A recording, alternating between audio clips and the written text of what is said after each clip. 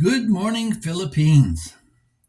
Well, today I want to talk to you about sharing personal information.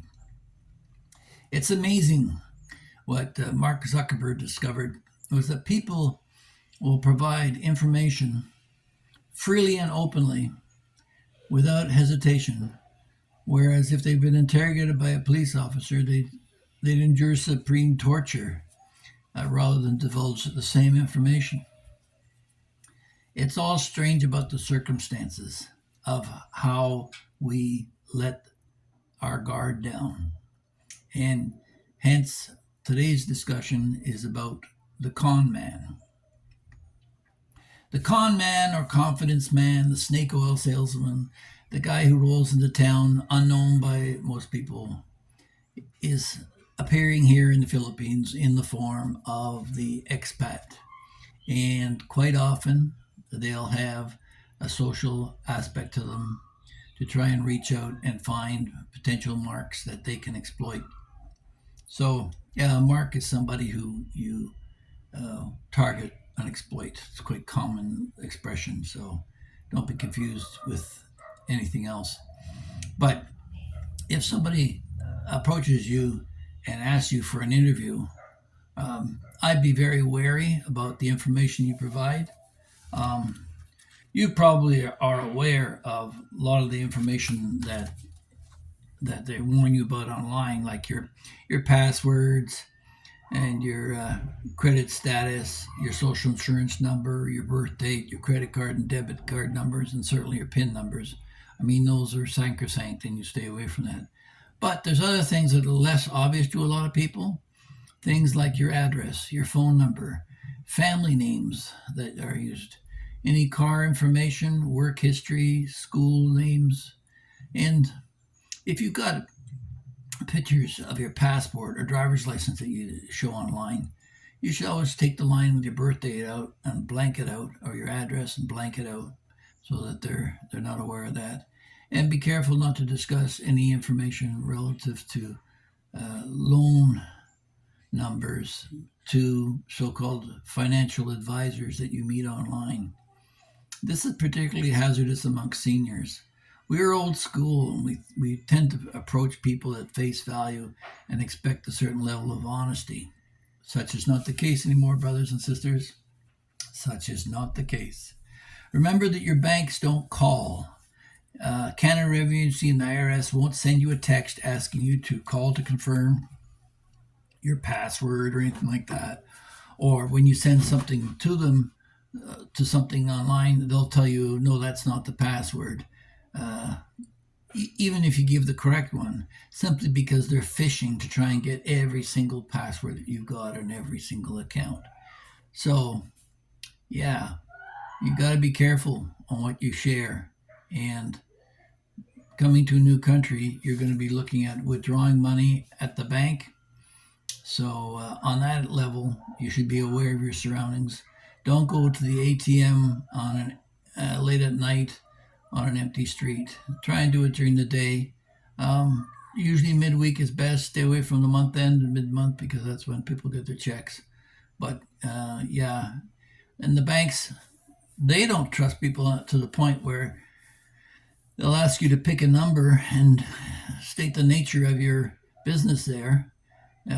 They certainly take every effort to have you uncover your identity, removing helmets and hats and glasses and things before you even enter the bank. So you make sure you have the same level of hesitation when dealing with any somebody who introduces you as their new friend and uses terminologies trying to ingratiate themselves.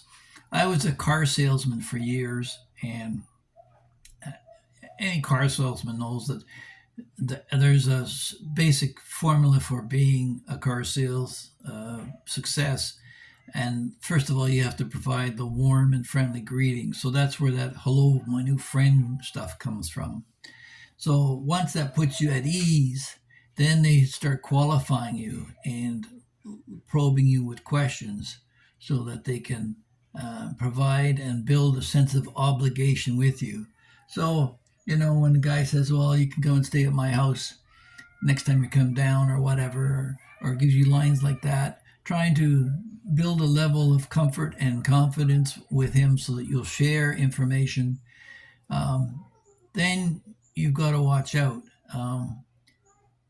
because there's another thing too that you're probably not aware of, is that there are people who just park themselves online and follow the comments that are made in these sections and try and piece together things that can be put together to create a false credit application score, or put a card out in your name. They're trying to probe and find this information. And if they don't do that indirectly and surreptitiously through the internet, they could very well be lining you up to make a direct approach themselves and suddenly become their friend. This happened to a friend of mine in Dramageddon, where he was targeted by someone who wanted 500,000 pesos simply because this particular con man, found out that he was giving funds to another business and thought he could get on the gravy train. So, yeah, be careful. There's probably more out there than we know of, and it takes quite an intensive investigation for the police to find these guys, and they may not have the resources to chase after every foreign expat and what they're doing in their country.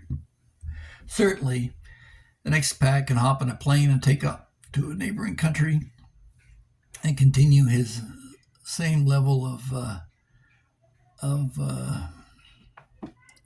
corrupt practices. So I'm just asking all you guys to be careful out there.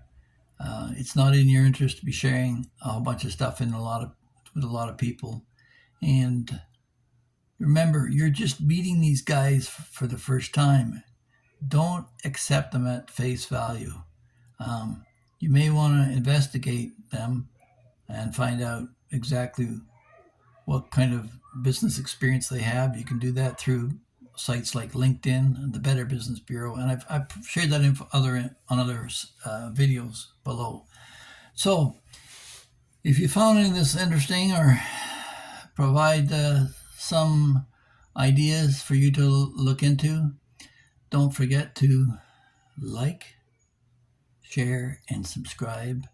Share it with your friends. Spread the word amongst the expat community that, yeah, we're older, we got to stick together and not let our vulnerabilities be exploited.